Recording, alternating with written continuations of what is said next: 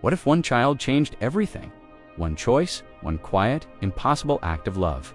And the Skywalker bloodline never fractures. No Vader, no empire forged in grief, no galaxy strangled by fear. Instead, 3 siblings who were never meant to grow, up together, rewriting destiny itself. This is that story. Naboo, the lake country, the water, is still, reflecting twin suns in ripples of gold. Wind moves gently through the reeds. It feels like a place untouched by war. Amidala cradles a 6-month-old girl, Kira Skywalker. Blonde wisps of hair catch the sunlight. Blue eyes, bright and endless, like Tatooine's sky. Tiny fingers stretch upward as if the ceiling above her is only the beginning of something vast. In the doorway stands Anakin Skywalker. He doesn't move at first. He just watches his chest. Feels too full, too tight, as if his heart might burst from the sheer weight of it. This life, this impossible life, the Jedi Code forbids attachment, forbids marriage, forbids family. It forbids everything that makes this moment sacred. But as he watches his daughter reach for the light, he knows one truth with terrifying clarity. He would burn the entire galaxy before he let anyone take this from him. Padam looks up and catches his gaze. "How much longer can we keep this hidden, Ani?" she asks softly. "The handmaidens are loyal, but secrets don't stay buried forever." Anakin crosses the room, each step deliberate, grounded. He kneels beside them and touches Kira's cheek with a calloused finger. She grabs it instantly. Her tiny hand, surprisingly strong, fierce, just like her mother. "As long as we must," he says quietly. "The war won't last forever when it's over. We'll tell the council, we'll face whatever comes together."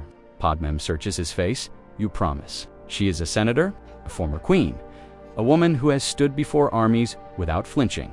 But right now, she is just a mother, and mothers fear for the future. "I promise," Anakin says, "for her, for you. I'll make them understand. Love doesn't weaken me. It gives me something worth fighting for." Kira yawns, a tiny, sleepy sound that breaks the tension. They both laugh. Anakin presses a kiss to his daughter's forehead, breathing in the scent of milk and warmth and innocence. And in that moment, the galaxy shifts. The man in the hallway unseen, unheard. Obi-Wan Kenobi stands just beyond the door. He had arrived unannounced with urgent news of a separatist strike on Ryloth. His hand had been raised to knock when he heard voices. He heard everything. He remains perfectly still. Anakin has a child, a family. The revelation lands like a physical blow. He should report this. He knows he should. The council deserves to know. The code is clear. But as he peers through the narrow gap in the door, he sees Anakin's face. Not arrogance, not recklessness, not the dangerous edge the council always feared. He sees tenderness. He remembers a 9-year-old boy on Tatooine, trying not to cry as he left his mother behind. He remembers the nightmares. He remembers training him, watching him grow, watching him struggle to fit into a system that was never built for someone who loved so deeply. And then, Satine, the Duchess of Mandalore, the woman he almost chose, the woman he didn't, for the first time in years. Obi-Wan feels the weight of that choice. The Jedi Code demands sacrifice. But what if the code is wrong? What if attachment isn't the path to darkness, but a shield against it? Obi-Wan lowers his hand and quietly walks away. He will say nothing. He will protect this family. With that silent decision, the fate of the galaxy begins to change. A different Anakin. Months pass. Kira grows at 8 months. She stumbles into Anakin's arms for the first time, squealing with triumph. At 10 months, her first word isn't mama or dada, it's up, both hands reaching toward the sky, as if gravity is optional. By her first birthday, it's undeniable. She isn't just force sensitive, she's powerful. When she laughs, small objects tremble. The mobile above her crib spins without touch. Once, after she scraped her knee, every glass in the villa shattered at once. Anakin doesn't fear it. He kneels beside her for hours, guiding her tiny hands. Slow, he whispers gently. "Feel it. Don't grab the force. Let it come to you." She concentrates fiercely, tongue poking out slightly, and manages to lift a wooden block an inch off the floor. Her joy is explosive. Anakin laughs, pride flooding through him. "That's my girl. He means it." Padme watches with equal parts awe and worry. Will she ever have a normal life? She asks one night. School, friends, simplicity. Anakin pulls her close. She'll have something I never did. Both of us. That makes all the difference. But in the quiet hours, even he wonders how long they can hide a star. War changes a Manthe Clone Wars. Rage on Anakin is called away more often. But something in him has shifted. He fights differently now. On Christophsis, he chooses patience over fury. On Geonosis, he saves an entire clone battalion not through brute force, but through strategy and restraint. Captain Rex notices generals thinking like General Kenobi these days. Mace Windu notes that Skywalker seems calmer. More centered. Obi-Wan knows. Why, Anakin isn't fighting to prove himself anymore. He's fighting to get home. Every reckless charge now carries consequence. Every decision echoes with the image of a small girl asking Dada fly. Someday, little star, he tells her, lifting her high above his head. Someday, he takes fewer risks. He survives more battles, and the dark side finds less room to whisper. The Sith grow, frustrated deep beneath Coruscant's polished surface. Chancellor Palpatine watches for years. He cultivated Anakin carefully, fed his pride, stoked his fears, encouraged his resentment. Toward the Council, Anakin was meant to be the perfect instrument. Powerful, emotional, isolated. But now, he is anchored. Palpatine senses it, a warmth in the Force surrounding the young Jedi. Not anger, not loneliness, love. And love makes him harder too. Manipulate. The seeds of fear refuse to take root. The nightmares don't consume him the same. Way. The desperation isn't there. Something or someone is grounding him. Palpatine's smile tightens. If Anakin Skywalker cannot be broken, then perhaps what he loves can. And the game begins to change. Palpatine can feel it in their conversations.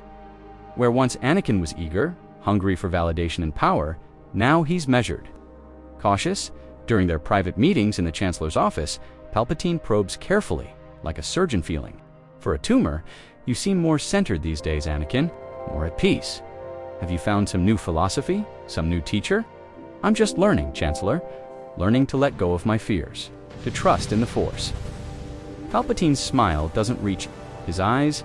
His ancient Sith senses probed deeper, searching for the source of Anakin's change. Fear can be a powerful teacher, you know? It shows us what we truly value, what we would do anything to protect. He watches Anakin's face carefully, looking for a reaction. Anakin meets his gaze evenly, and Palpatine sees something there that makes his blood run cold. Certainty, confidence, peace. It also shows us what we'd sacrifice to keep those we love safe. Anakin replies, not through power or control, Chancellor, through trust, through faith in those around us.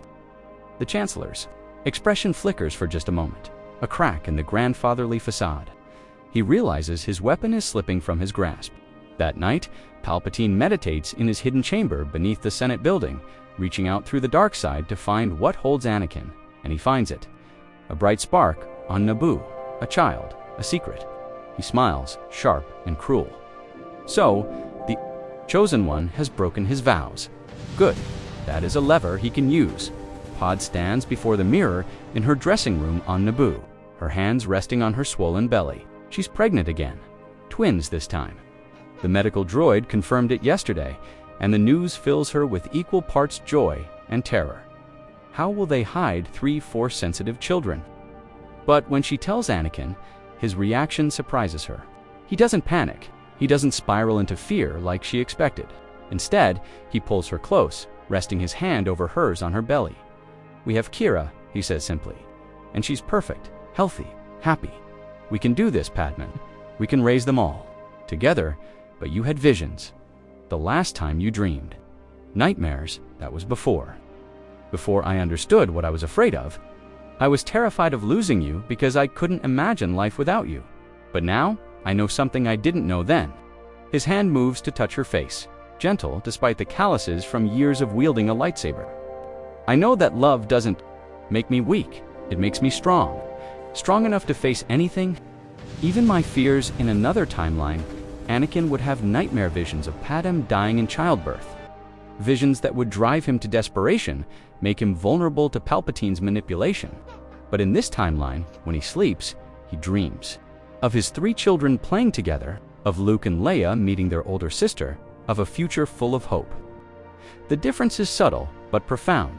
He has Kira, his 3-year-old daughter, is living proof that he can protect those he loves. That attachment doesn't have to lead to loss. She runs through the villa on Naboo like a small hurricane, her force abilities growing daily. She can lift objects as heavy as chairs now. She knows when Anakin is coming home from missions before the ships even enter orbit. Once, during a thunderstorm, she reached out with the Force and stopped the rain from falling in a perfect circle around her. Standing in the center of a dry patch while water poured down everywhere else, Padman found her like that, laughing with delight, and didn't know whether to be amazed or terrified. Teaching her to hide her abilities is the hardest part. Kira, sweetheart, you can't do that in front of others. Only when we're alone, remember? But why, Mama? Because people wouldn't understand. They'd want to take you away from us, for training, and you're too young for that yet. Kira's face scrunches up, processing this. I don't want to go away. I want to stay with you and Dada then. You have to be careful, little star. Can you do that for me? Kira nods seriously, and for a while, she tries. But she's 3, and 3-year-olds forget. One day, when a handmaiden drops a vase, Kira instinctively reaches out with the Force and catches it before it hits the ground. The handmaiden, one of Padme's most trusted, stares in shock. Then slowly, she kneels before Kira. My lady is blessed. May the Force protect her always. Pod makes the handmaiden swear to secrecy, and she does. But it's a reminder of how precarious their situation is. The Clone Wars reach a turning point. The Republic is winning, slowly but surely. The Jedi Council begins to suspect that there's a Sith Lord orchestrating everything from the shadows. Master Windu leads an investigation following threads of corruption and manipulation back to Ward. Coruscant itself, Obi-Wan assists, growing increasingly troubled by what they find. All roads seem to lead to the Senate. To the Chancellor's office, one night Anakin tucks Kira into bed. She's clutching her favorite stuffed Nerf, the one Padman gave her for her. First birthday, Dada. Tell me about the stars. Which one is your favorite? Anakin sits on the edge of her bed, thinking. I like the ones you can only see from certain places. The ones that are hidden unless you know where to look. Like secrets. Like secrets, but good secrets. Important ones. Kira considers this. Like me. Like you, little star. You're my favorite secret. When will I not be a secret anymore? When the time is right? When the galaxy is ready? Soon, I think. Kira yawns, her eyes drooping. Will I be a Jedi like you? If you want to be, but you can be anything, Kira. A pilot, a senator, like your mother, a teacher, a doctor, anything you dream. But I want to be like you, Dada. Anakin's eyes sting with tears he won't let fall. Then I'll teach you. I'll teach you everything I know, and you'll be greater than I ever was. On Coruscant, Palpatine makes his move. He can feel the Jedi investigation closing in. Time is running out. He arranges a private meeting with Anakin under the guise of discussing military strategy. But when Anakin arrives at the Chancellor's private office, high in the Senate Tower, he finds the old man standing by the window, looking out over the city planet. Anakin, my boy, thank you for coming. Of course, Chancellor. You said it was urgent. Palpatine turns, and his expression is different. Harder, the grandfatherly mask has slipped. I know about your wife, about your pregnancy, about your daughter. Anakin's hand flies to his lightsaber, but he doesn't draw it. You've been investigating me. Not investigating, observing. I've known for some time, actually. The Jedi would expel you, if they knew, destroy everything you've built, strip you of your rank, perhaps even imprison you for breaking your vows so flagrantly. What do you want? Peace, Anakin. I want peace. I'm not your enemy. In fact, I want to help you. There is a power, a dark side ability that can save people from death. Your wife, your unborn children, your daughter, they could all be safe forever. You're talking about the Sith, about the dark side. Palpatine's smile is cold.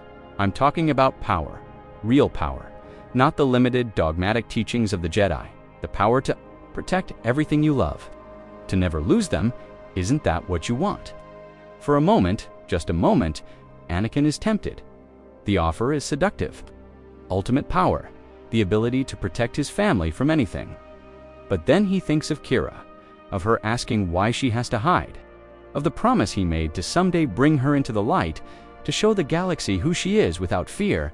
He thinks of the man he wants to be for his children, the example he wants to set. "You're a Sith Lord." Palpatine's facade drops completely. His face twists into something ancient and terrible. "I am, and I could teach you to save everyone you love. Join me, and together we'll rule the galaxy. We'll create the order and safety your family needs. The chaos will end. The war will end. All you have to do is kneel." Anakin ignites his lightsaber, the blue blade casting harsh shadows across the room. "Never I'll die before I become what you are. You're under arrest, Chancellor. Or should I say, Darth Sidious. The fight that erupts is brief but intense." Palpatine moves with inhuman speed, his own lightsaber appearing in his hand as if conjured from thin air. The red blade clashes against Anakin's blue, and the sound is like thunder. Force lightning arcs across the room, scorching the walls. Anakin deflects it with his blade, backing toward the door. "You cannot win, young Skywalker." Palpatine's voice is a hiss, layered with dark side power. "I have studied the dark side for decades. I have power beyond your imagining. Join me or die. Maybe I can't win, but I don't need to beat you. I just need to survive long enough to warn the others." Anakin reaches out through the Force, a desperate cry for help that echoes across Coruscant, a beacon of light in the Force, burning bright enough that every Jedi in the temple feels it, and Obi-Wan Kenobi, meditating in his quarters, hears it clearly. Anakin is in danger. He's facing a Sith Lord, and he's calling for help. Obi-Wan doesn't hesitate. He contacts Mace Windu, and together they race toward the Senate building. They arrive to find Anakin on the defensive, his robes singed, blood running from a cut on his forehead. Palpatine is advancing, lightning crackling from his fingertips, his face twisted with rage. "You should have joined me, Skywalker. Now you'll die, and your precious family will die with you." Palpatine is a master of Sith combat. His blade moves so fast it's almost invisible, a blur of red light. He channels lightning that scorches the walls and ceiling. He lifts furniture with the Force and hurls it like missiles. Against one Jedi, even a master, he would win. Against two, it would be close. But against three, against Mace Windu's Vopide, Obi-Wan's perfect defensive form, and Anakin's raw power, he is OUTMA TCHED. Mace Windu presses the attack, his purple blade a blur. Vopide is a dangerous form, one that channels the dark side back. Against its user, every ounce of Palpatine's hatred, every drop of his rage, Windu turns it back on him. The Sith Lord is forced to defend, his red blade moving in desperate arcs. Obi-Wan circles, patient, waiting for an opening. He's a master of Seresu, the defensive form. He can wait forever. Anakin attacks from the third angle, his strikes powerful and aggressive. Form 5, Gemso, the form of strength. Together, the three Jedi form a perfect triangle, attacking from all sides, giving Palpatine no room to breathe. But the Sith Lord is not done. He unleashes a massive wave of Force energy that throws all three Jedi back. Obi-Wan crashes through the window, his hand catching the ledge at the last second. He hangs there, hundreds of stories above the ground, struggling to pull himself up. Mace Windu's defenses are failing. The Sith Lord's onslaught is too much, his lightning too powerful. Windu's blade blocks and redirects the energy, but he's being pushed back inch by inch. And then Palpatine sees his opening. He lunges at Mace, lightning crackling from both hands in a torrent of dark-side energy. This is the moment. The moment that will define everything. Anakin Skywalker doesn't hesitate. He throws himself between them. The lightning catches him full in the chest. It courses through his body, burning, destroying.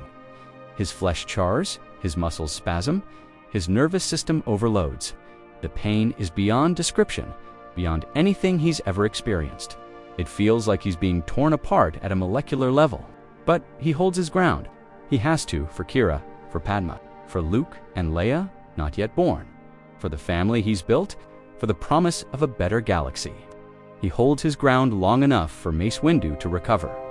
The Jedi Master's blade comes down in a perfect arc, and Palpatine's head separates from His shoulders, the Sith Lord falls, and the dark side presence that has hung over Coruscant for decades dissipates like smoke.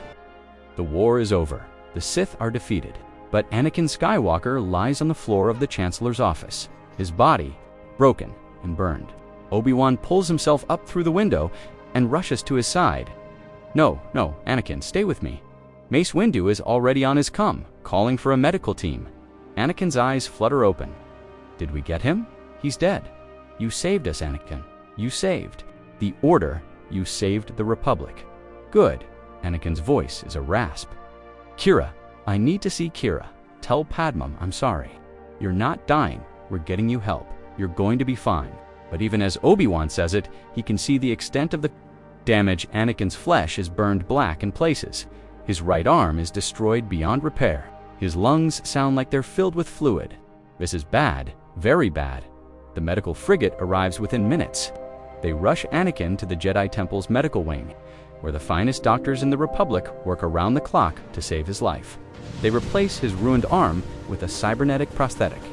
They repair the damage to his lungs with a portable respirator built into a chest unit. They graft synthetic skin over the worst of the burns. The process takes days during which Padman sits by his bedside, holding his remaining hand, whispering to him, "You have to come back to us, Ani. Kira asks about you every day. She misses her father.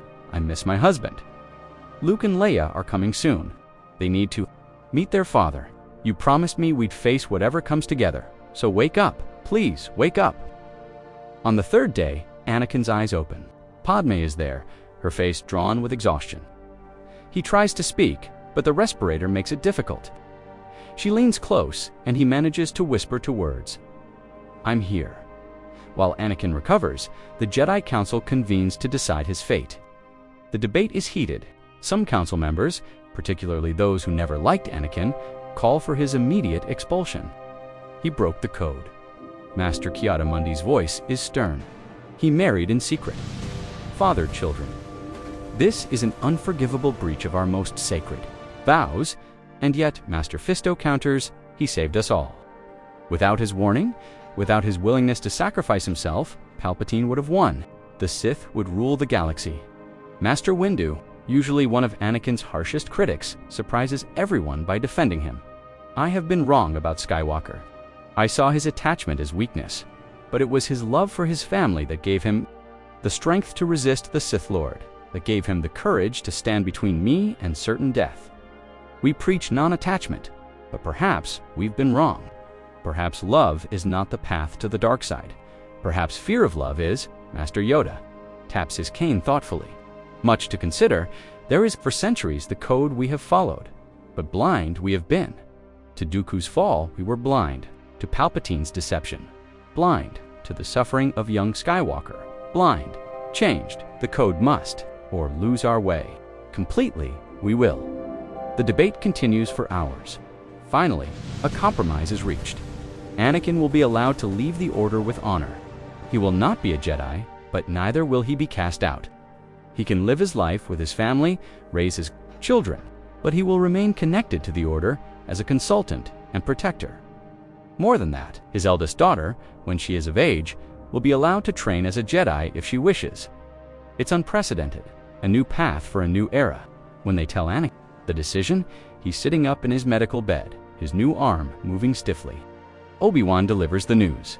You're free, Anakin, free to be with your family, to live openly, to raise your children without fear. And Kira, she can train with us, with me, if you'll allow it. I would be honored to take her as my Padawan when she comes of age. Anakin's eyes, the only part of his face visible above the respirator mask, fill with tears. Thank you, all of you. I know I broke the code. I know I don't deserve this mercy. You deserve more than mercy, Obi-Wan says quietly. You deserve happiness. You've earned it. 2 weeks later, Padme gives birth. Twins, just as the medical scans predicted. A boy and a girl, Luke and Leia Skywalker. Anakin holds them for the first time in his cybernetic arms, marveling at how small they are, how fragile, how perfect. Kira peers into the medical bassinet, standing on her tiptoes to see better. They're so tiny. Dada. Why are they so tiny? Because they're brand new, little star. You were this tiny once, really. Really? And now look at you. You're so big and strong. Can I hold them? Anakin carefully places Luke in her arms, supporting the baby's head. Kira stares down at her brother with wonder. Hi, Luke. I'm your big sister. I'm going to protect you forever. Pod marches from the bed, exhausted but smiling. And that's how the Skywalker family truly begins. 10 years pass, a decade of peace. The Clone Wars are over. The Separatist movement collapsed without Palpatine's secret backing. Many of the Separatist worlds rejoined the Republic, their grievances finally addressed by a Senate no longer controlled by a Sith Lord. The Jedi Order reforms. Slowly, carefully, they begin to allow attachments. Marriage is no longer forbidden, though it's still rare. The galaxy heals dot on Naboo. In a sprawling home surrounded by gardens and lakes, the Skywalker family thrives. Anakin, still more machine than man, has found peace in his role as father and husband. His body is a patchwork of cybernetics and scarred flesh, his breathing assisted by the respirator built into his chest. But he's alive, he's home, and that's all that matters. He spends his days training his children in the ways of the Force, teaching them control and discipline, but also compassion and love. Everything the old Jedi Order forgot. Palm serves as a senator, her voice one of the most respected in the Republic.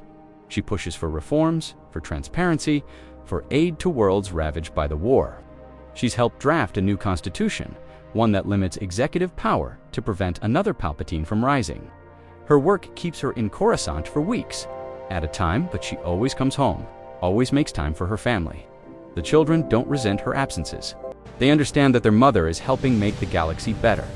And the children, oh, the children are growing into remarkable young people. Kira Skywalker, now 12 years old, is the Padawan of Obi-Wan Kenobi. She's tall for her age, lean, and athletic with her father's blonde hair and her mother's determined expression. She's a natural with a lightsaber. Her movements are fluid and graceful, combining the aggressive power of Form 5 with the defensive elegance of Form 3. She's been training with Obi-Wan for 2 years now, and already she's better than Padawans twice her age. Your form is excellent, Kira, but your mind is clouded. What troubles you? She deactivates her lightsaber, breathing hard. Do you ever wonder if I'm only here because of my father? If the Council only accepted me to make up for how they treated him? Obi-Wan places a gentle hand on her shoulder. I wonder no such thing, and neither should you. You are here, Kira Skywalker, because you are strong in the Force, because you have a good heart, because you choose to be here. Your father's legacy is yours to shape, but you are not defined by his choices, neither his mistakes nor his triumphs. But everyone expects, I know. When diplomacy fails, when corruption rears its head, she's not afraid to act. She's investigated several senators, exposed their crimes, seen them prosecuted. She's made enemies, powerful ones, but she doesn't care. She's her mother's daughter and her father's daughter. The galaxy is better for it. At 18, Leia Skywalker is already being mentioned as a future chancellor, the youngest ever, if she chooses that path. The three siblings meet regularly. Once a month, they return to Naboo, to the house that Luke transformed into a temple. They share a meal in the dining room where their family used to gather. They talk about their challenges, their successes, their fears. They meditate together by the lake where their mother used to sit, feeling her presence in the Force. And they remember. They remember Anakin teaching them to fly, Padme reading them stories, family dinners filled with laughter, the good times, before tragedy struck. But they also remember the lessons learned from loss, the importance of staying connected, of not letting grief drive you into isolation, of choosing love over fear, always. One evening, as they watch the sunset paint the lake in shades of gold and crimson, Kira turns to her siblings. Do you ever wonder if we're doing the right thing? If this is what Mom and Dad would have wanted? Luke smiles, serene and certain. I think they'd be proud. We're not repeating their mistakes. We're learning from them, building something better. Leia nods, her eyes on the horizon. We're not perfect. We never will be, but we're trying, and we're doing it together. That's what matters. That's what they died for. They sit in comfortable silence, three Skywalkers watching the sun set on their homeworld. Behind them, laughter echoes from the temple. Kira's first Padawan, a bright-eyed Twi'lek girl named Tali, is sparring with one of Luke's students, a serious human boy who takes everything too seriously. Leia's protocol droid, a gift from sympathetic senators, is arguing with the cook droid about dinner preparations. It's chaotic, messy, imperfect. It's family. The years continue to pass. The Skywalker legacy grows and deepens. Qi'ra trains dozens of Jedi, each one learning not just combat and force techniques, but also compassion and connection. Her paths go on to become some of the finest knights in the Order. They carry her teachings forward, spreading the new philosophy across the galaxy. Luke's temple becomes a center of learning and philosophy. Jedi scholars come from across the galaxy to study with him and his students. They explore the nature of the Force, the balance between light and dark, the relationship between emotion and control. Luke writes extensively, his treatises on Force philosophy becoming required reading in the Order. Leia rises through the Senate, becoming one of its most influential members. She chairs committees on Outer Rim development, refugee resettlement, military oversight. She pushes for reforms that limit executive power, that increase transparency, that give voice to the voiceless. At 25, she's approached about running for chancellor. She considers it seriously, but ultimately decides she can do more as a senator. For now, the three siblings each have their own challenges and struggles. Qi'ra faces pushback from conservative Jedi who think her reforms go too far. She has to defend her decisions, prove that the new way works. It's exhausting, but she never wavers. Luke struggles with students who can't grasp his teachings, who seek easy answers to complex questions. He learns patience, learns to meet people. Where they are, Leia makes enemies in the Senate, powerful figures who see her as a threat. There are attempts to discredit her, to dig up scandals. They find nothing because there's nothing to find. She's her mother's daughter, principled and honest to a fault. But the attacks still hurt, still make her doubt. When these challenges arise, they turn to each other. Qi'ra calls Luke for advice on a difficult decision. Leia visits Naboo when the political pressure becomes too much. Luke travels to Coruscant when he needs perspective. They're each other's support system, each other's strength. They raise the next generation together, not just their Padawans and students, but a whole generation of Jedi and politicians and citizens who grow up seeing the Skywalker siblings working together. Seeing that family doesn't have to be a weakness, that love can coexist with duty, that the strongest people are those who stay connected. 10 years after Anakin's death, the Jedi Order is thriving in a way it hasn't in generations.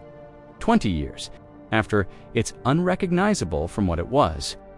Not weaker, but stronger, more connected to the people it serves. The Skywalker name becomes legendary, but not for tragedy, not for fall and redemption, for unity, for hope, for the idea that even the most fractured family can come together, that love doesn't lead to the dark side, that attachment can be a source of strength rather than weakness. In the temple archives, historians record the Skywalker story. Shmi, the slave who gave birth to the Chosen One.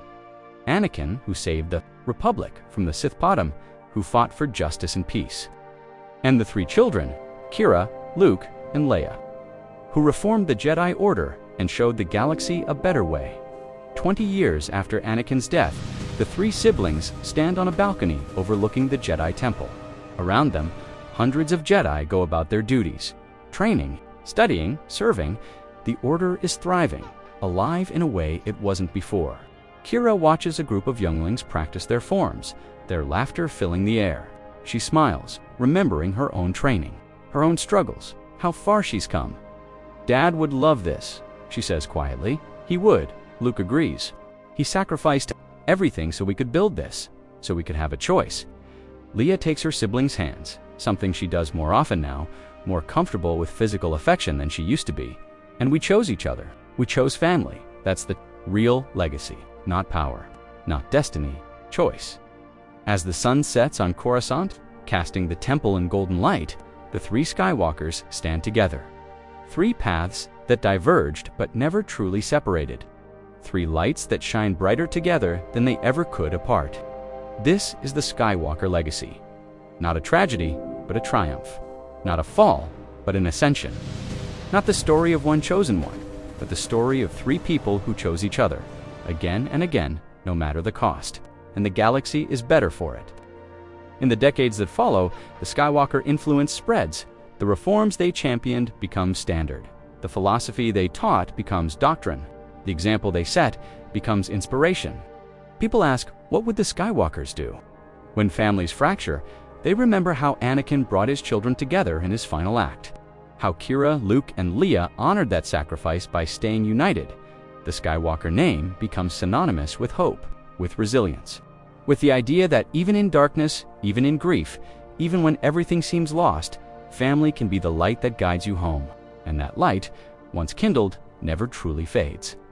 It passes from generation to generation, growing brighter with each telling. That's our theory. The Star Wars universe is a galaxy filled with exciting stories and possibilities, and we love exploring them. If you want to accompany us on this journey to a galaxy far, far away, then please like, share, and subscribe to our channel.